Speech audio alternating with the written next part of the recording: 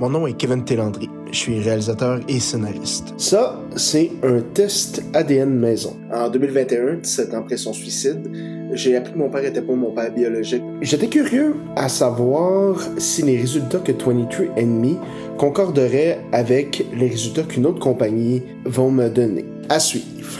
Je t'appelle aujourd'hui pour t'annoncer que tu as été sélectionné pour les pitchs. Oh, nice! Ah ouais, avance plus vite. Donc, je suis avec Joanie Boutin, autrice. En fait, j'ai pas grand-chose à dire, sauf merci d'avoir crissé ma vie en l'air.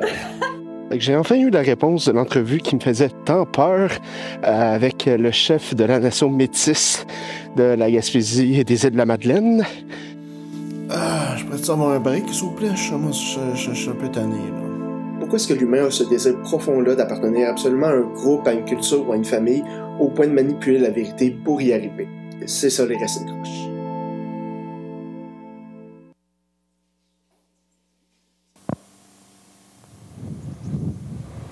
Là, c'est la côte Rampeau, le village Coescal. La rivière, elle se monte, une cour de saumon de reptile.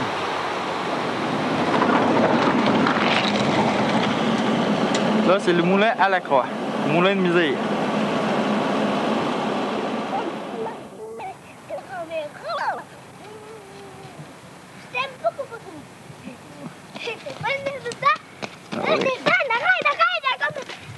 Attends, tu peux, papa, il va regarder la maison de mon oncle. Je suis né à Granby le 9 mai 1986. Mais quand on me demande d'où je viens, je réponds toujours que je viens de la Gaspésie. Rien contre Granby, mais c'est juste que ça fait un petit peu plus exotique.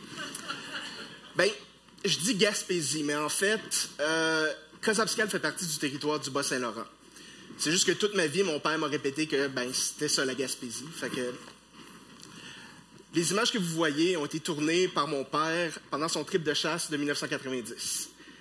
J'ai retrouvé la VHS en déménageant en 2020. La première chose qui m'a choqué en l'écoutant, ça a été de ne pas reconnaître sa voix. C'était la première fois que je l'entendais depuis son suicide en 2004 quand même.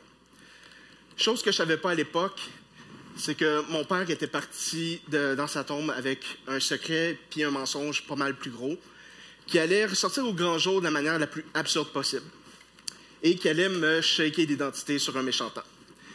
Et tout commence en 2012 dans cette cuisine. Fait qu'on est en train de souper, tout bonnement, et mon oncle me demande « As-tu pris ta carte de métis? » De quoi ma carte de métis?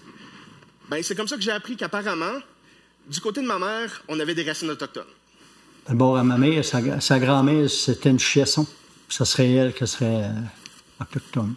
OK. Bon, on n'est pas sûr à 100%. Non, pas sûr à 100%, mais ma mère me disait souvent t'es noir comme un corbeau, que c'est sûr qu'elle est de l'Indien. Gabi Thériault, petit frère de ma mère et aussi 11e de 12 enfants. Bon, j'aurais aimé ça avoir une photo de mon arrière-arrière-grand-mère, Héloïse Chiasson, pour juger du côté noir comme un corbeau moi-même. Mais les photographes couraient pas les rues de Caraquette en 1900. Moi, en 2012, je connais absolument rien de la situation des Premières Nations au Québec. Fait que je fais confiance à mon oncle. J'envoie mon chèque de 30$ par la poste, le nom de mes parents, le nom de mes grands-parents. Et quelques semaines plus tard, j'ai cette carte-là qui m'arrive chez nous comme de rien. Voilà.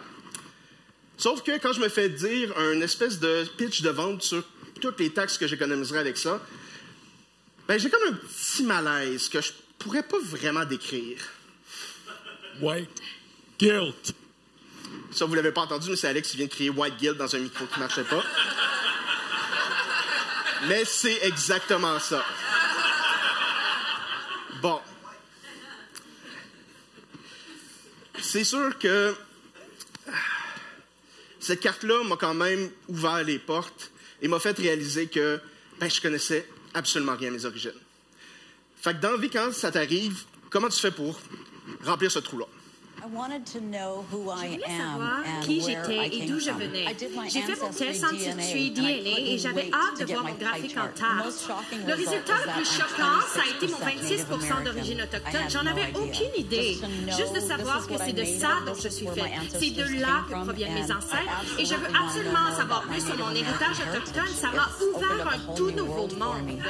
Découvrez une histoire que seul votre ADN peut raconter. Commandez votre trousse au ancestrydna.com. Fait que voilà. Depuis quelques années, en l'échange d'une centaine de dollars puis d'un échantillon de salive, il est rendu possible d'en apprendre plus sur sa propre généalogie. Et il faut savoir que ces tests-là, c'est vraiment un succès fulgurant. Partout dans le monde, on parle de 30 millions d'utilisateurs qui ont essayé l'un ou l'autre des tests qui sont disponibles au public, avec des résultats qui peuvent être assez surprenants.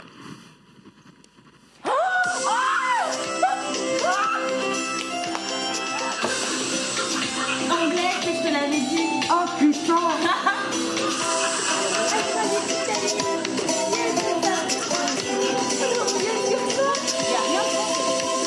Rien de français. Rien de français. Ben, ça donne le goût quand même. Fait que j'ai pas fait un test, j'en ai fait 2. Puis mes résultats,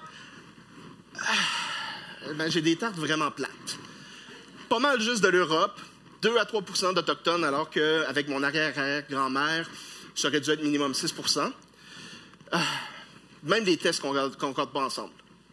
Mais ce qu'il faut savoir, c'est que même si ces compagnies-là vendent leurs tests comme une espèce de révolution identitaire, ben c'est pas une science exacte. Puis même que ça peut mener à des conséquences vraiment, vraiment néfastes chez les utilisateurs qui vont découvrir des affaires qu'ils ne voulaient pas savoir sur eux.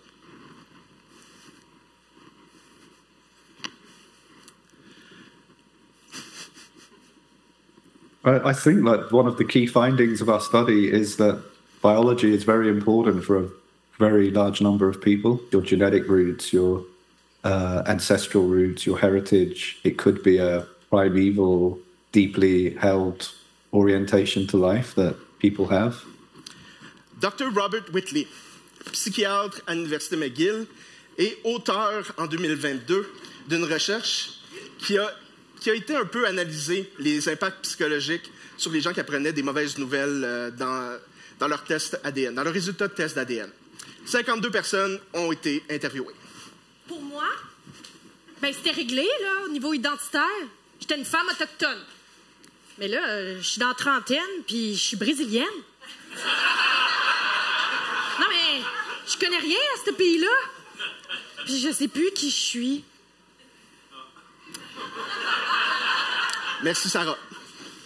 Mais, outre les mauvaises surprises qu'on peut avoir sur nos origines, ben, les tests nous donnent quand même des informations vraiment amusantes sur nos prédispositions génétiques ou bien sur nos liens familiaux. T'sais, moi, par exemple, mon test m'a fait découvrir que j'étais prédisposé à davantage goûter l'amertume des aliments. C'était vraiment pas une bonne idée, m'excuse. Mais ça m'a aussi montré que j'avais une plus grande facilité de parler devant le public, ce qui est encore débattable. Mais le point qui est venu me chercher le plus, c'est les origines familiales. Parce que le test m'a sorti une demi-sœur au fucking New Hampshire. J'ai fait un test d'ADN parce que j'ai appris quand j'avais 22 ans que mon père n'était pas mon père biologique. Donc j'ai voulu essayer de trouver qui était mon père biologique. C'était ça ma quête un peu. Joanie Boutin, autrice et accessoirement ma demi-sœur. C'est elle qui m'a contacté en premier sur le site 23andMe. Quand on a commencé à jaser, on s'est vite rendu compte que même si on avait ignoré l'existence de l'un et l'autre pendant toute notre vie, on avait plein d'intérêts en commun, ce qui était vraiment étrange. Puis on se demandait, c'est-tu de la prédisposition génétique? C'est-tu le hasard? Vraiment dur à dire. Mais c'est surtout elle qui m'a annoncé qu'on partageait le même père biologique, juste pas celui que je pensais. Sur le coup, tu te demandes, OK, est-ce que ma mère l'a trompé? Qu'est-ce qui est arrivé? C'est qui, mon père? Puis mon père m'a dit, on a eu affaire à une banque de sperme parce que on n'était pas capable d'avoir des enfants ensemble. Fait que là, j'ai l'impression d'être devant une boîte à surprises qui arrête pas de me sauter en pleine face puis fucker chier. Cette quête-là, ça a commencé quand on m'a dit que, du côté de ma mère, j'avais peut-être du sang autochtone. Pour avoir un test ADN qui me dit non, mais par exemple, tu as une demi-sœur surprise aux États-Unis. Puis Elle m'apprend que Michel Landry était pas mon père biologique, que c'était un fucking donneur de sperme anonyme à Sherbrooke, mon père biologique. Fait que pas besoin de vous dire que je sors de là avec pas mal plus de questions que de réponses. Sauf que dans ma recherche, j'ai quand même découvert une industrie qui roule sur ce besoin-là de clarifier son identité. Des nations métisses autoproclamées qui financent leur combat en cours pour aller s'attribuer le statut autochtone. Des compagnies de tests ADN maison qui vendent le rêve de reconnecter avec ses racines, mais sans toutes les conséquences qui viennent avec. Et des psychologues qui savent vraiment pas comment gérer ces nouveaux traumas-là. L'affaire qu'il faut savoir aussi, c'est que mon cas, c'est pas un cas isolé. Il y a une étude qui a été publiée dans le American Journal of Human Genetics en 2022, qui révélait que pas moins de 3% des utilisateurs de tests ADN maison apprenaient qu'au moins un de leurs parents, si ce n'est pas les deux, n'était pas leurs parents biologiques. Ça fait 900 000 personnes qui voient leur vie chamboulée, puis à cause de ces secrets de famille-là bien enfouis.